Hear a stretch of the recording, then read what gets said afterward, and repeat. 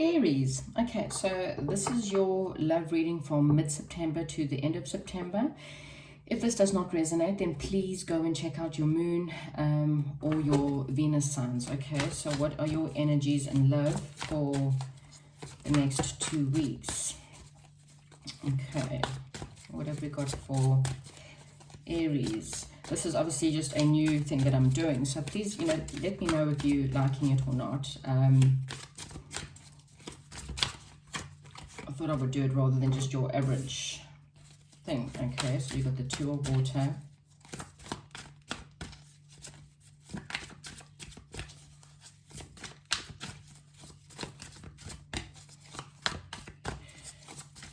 Okay.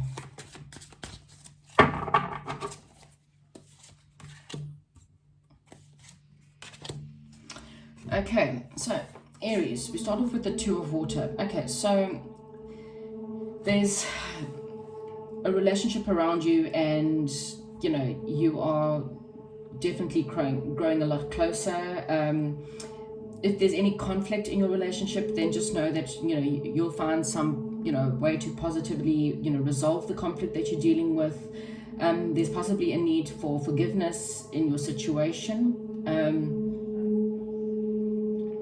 There's also a lot of good news coming in. Okay, so things might have been a bit of challenging in your life, and there's a lot of success. Okay, so you don't need to worry if you've been worrying about money and stuff. There's things will improve in that area of your life. Okay, it's also saying maybe it's time for you to learn something new about your person or about your relationship. Okay, then it looks like you want to charge ahead, and you wanting to move forward in a situation, and if you are single, then because there's a possibility of coming into partnership with someone or meeting someone new. Okay, and this person is going to bring about more of a balanced situation in your life.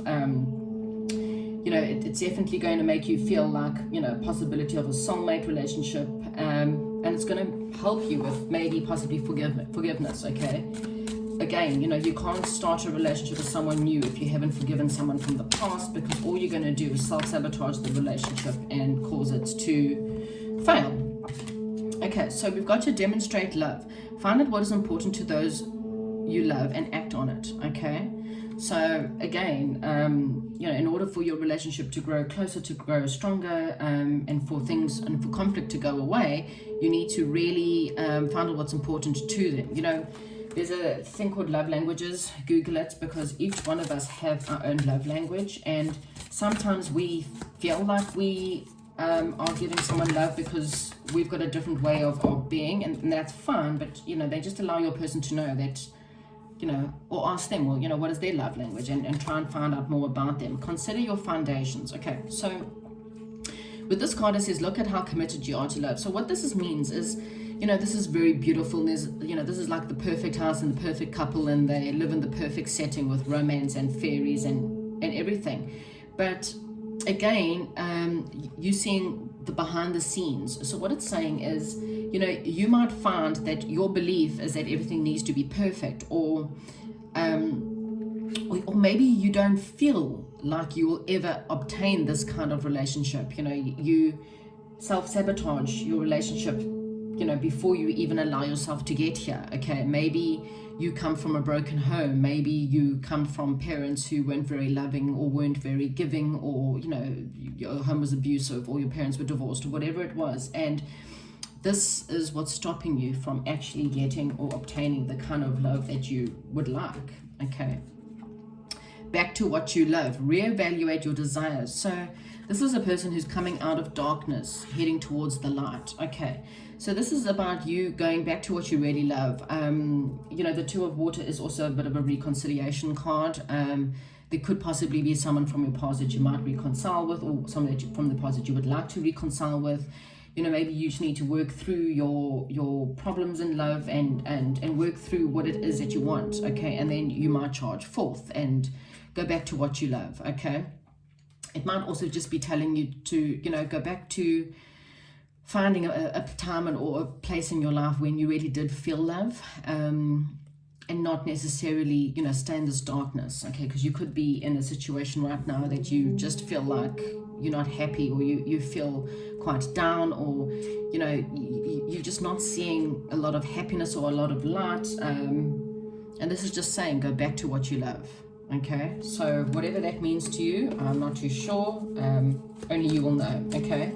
But again, you need to find out your foundation. You need to learn about demonstrating love, because maybe that's where, oh dear. Okay, so someone's being sneaky here, okay, Aries. Not too sure if it's you or someone around you, but someone's trying to get away with something, or someone's trying to be a little bit deceptive. Someone's wearing a mask around them. It could be you, it could be your person, okay? And again, you know, you got the happy family card, and you got another happy family card. So honestly, you want a happy family card. And what did I say about the sadness and the depression? So this is obviously what you're feeling. This is you right now. You're sad, you're depressed, you're in a bad place, you're not happy at the moment, okay?